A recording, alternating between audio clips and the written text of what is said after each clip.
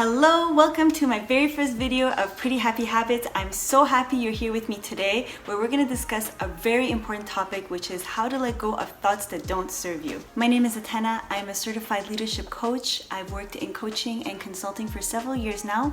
I've also very recently become a Reiki practitioner, and I am an avid enthusiast of the eternal pursuit of happiness in life unconditionally. And if you would like to subscribe to my channel, I would be very grateful.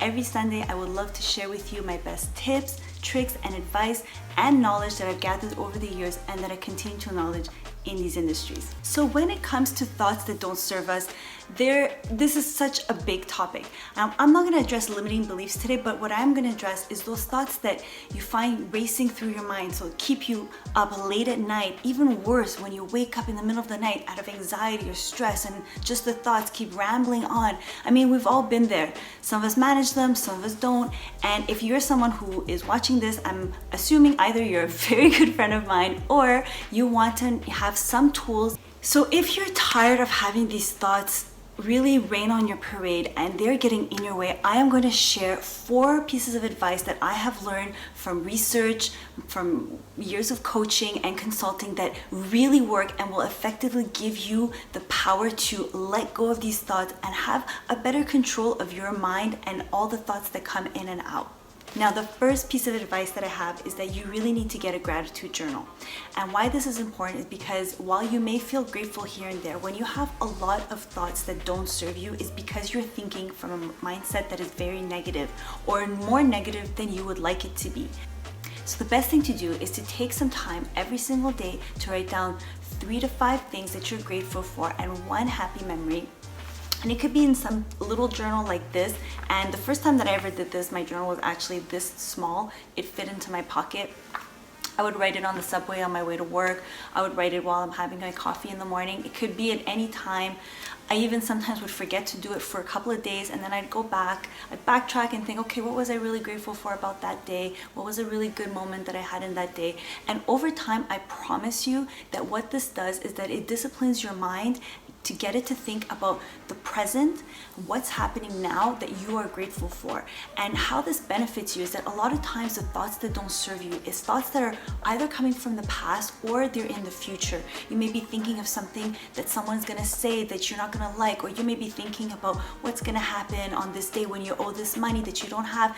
These are thoughts that are gonna bring a lot of anxiety, but that they don't serve you right now. And the best way to tackle them is to think of what is in your domain of gratitude. And there's one catch though. I'm sure you've heard of this gratitude journal thing, or maybe you haven't, and I'm super happy if I'm the first person to talk to you about it today. But one of the things is that people always say that all you need to do is do this for 3 weeks, because it's 3 weeks to change a habit. So one thing I'm going to share with you is that while it takes 3 weeks to change a habit, it takes 5 months to create a new habit and 6 months of consecutive work to create a new skill. And thinking positively and having the discipline to let go of thoughts that don't serve you is a skill. And how I found this out is by reading Norman Doid's book. I hope I pronounced his name right, The Brain That Changes Itself, and I will link that book below. And the thing is that if you do the gratitude journal for 3 weeks, after 3 weeks, you will notice that you will automatically just be chippier. Things that are negative, they won't keep you down as longer. You'll bounce back, your resilience will increase. And if you stop, it will just go away over time because you have not catered to this habit. And it's not like working out where after 3 weeks, you know you're gonna be used to working out. This is something that you're gonna have to keep on doing, because just thinking about it here and there throughout the day won't be enough. And lastly, whenever you're going through a major transition, you want to retake this gratitude journal to write the 3 things you're grateful for and 1 happy memory a day. So for example, if you're going through a shift in career that you're unsure of, or you're going through a move, or something tragic is happening in your life, there's always something to be grateful for. And if you're having a lot of thoughts that are racing in and out of your mind, the best way to control them or to let them go is to focus on something else to be more grateful for. The best way is to focus on something else that does serve you. Now, the second tip that I have to share with you is kind of an obvious one, but something that's really important for you to consider if you're experiencing a difficult time letting go of thoughts that don't serve you. And that is to become super conscious of the fact that you are in control of every thought that comes in and out of you. And I know that seems like a no-brainer, but consider this. You think all day, whether you know it or not. Your mind is constantly running. And when you become conscious of this, you kind of realize that you don't have to pay attention to every single thought that comes in and out of your mind. Sometimes the best thing to do is to just become an observer. So you'll have thought after thought after thought. Maybe it'll wake you up in the middle of the night. And the best thing to do is to just put yourself behind the thoughts. Like, okay, I'm experiencing this thought. Do I have to pay attention to it? No, not really. Thoughts come and go. And notice something. Every time you have a thought that makes you uncomfortable or that makes you conscious of something, your brain will automatically start creating other thoughts to make you more comfortable. Once you realize this really important fact, you become conscious of the fact that this happens, I promise you that you will start letting go of thoughts that don't serve you, because you'll realize that they are just pointless. Now, for those of you who think, okay, great advice, how do I actually do this? So if you really need, like, you just can't let this go, and you're downward spiraling, or you're at work and you're getting very nervous, or you wake up in the middle of the night and you just don't know how to shut off your mind, use your body. And what I mean by that is there's things you can do. So if you focus on your breath going in and out, but really focus, even for 30 seconds, for 2 minutes, I promise you, you'll notice that you cannot think about that thought while you're doing this activity. Or while you're walking, take a look outside of the leaves in the trees, how they're moving with the wind. If you focus just on that piece of nature as it's working, you'll notice that you can't think your thought at the same time. And if you start thinking your thought, it's because you stop looking at the nature. So sometimes training your mind to just take these breaks from these thoughts that don't serve you is really helpful. So the third thing that you need to keep in mind is you have thoughts that don't serve you that are constantly taking over your life, is that you may need to deal with a situation or something inside that has been bothering you, and that instead of dealing with the situation, you are thinking of a million other things. We've all been there. You have a terrible breakup, something unfortunate happens to someone or yourself, you're having financial difficulty, and sometimes the best thing to do is to just deal with that problem. And until you deal with that problem, you will have all these other thoughts. Because here's the thing, like I said before, when you have a thought or something that is uncomfortable, sometimes instead of dealing with it, your brain will tell you all sorts of other nonsense.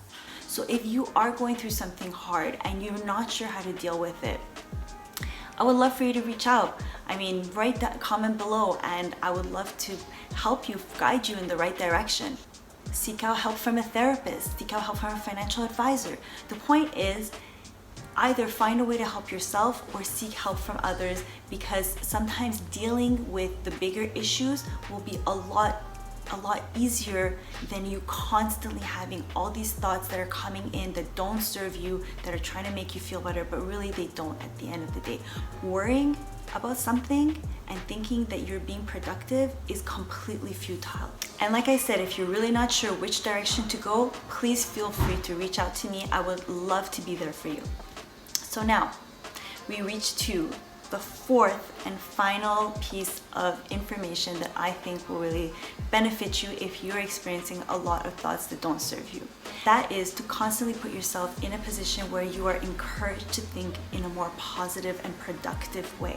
So that would be joining a fitness group. For example, I go to spin class, and all we do is motivate each other on those bikes.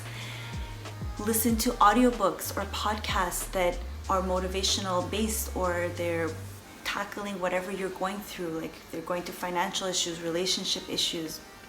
Listen to podcasts. Have a group of friends, or have one friend at least that you know will always be there for you and that will put you back on the right track. And again, if you don't have that friend, do feel free to reach out to me. Honestly, guys, there are so many more tools, tips, tricks, and pieces of information that I can share with you that can help you. It all starts with you. These 4 that I've shared are really essential. I promise you, specifically with the gratitude journal, it will change your life. I seriously promise you this. And if you stick with it for 6 months, just the benefits of it will blow your mind. And otherwise, I'm so happy you stayed and watched this to the end. Thank you so much. I'm super, super grateful. Feel free to comment if you find things that you want me to talk about. If you love this video, ways for me to improve, I would seriously love any kind of engagement at this point, especially given that it's my first video. That's all. I hope that this has helped you and that you will use this next time that you have a thought that doesn't serve you, to stop it dead in its tracks and to become more resilient going forward. Thank you.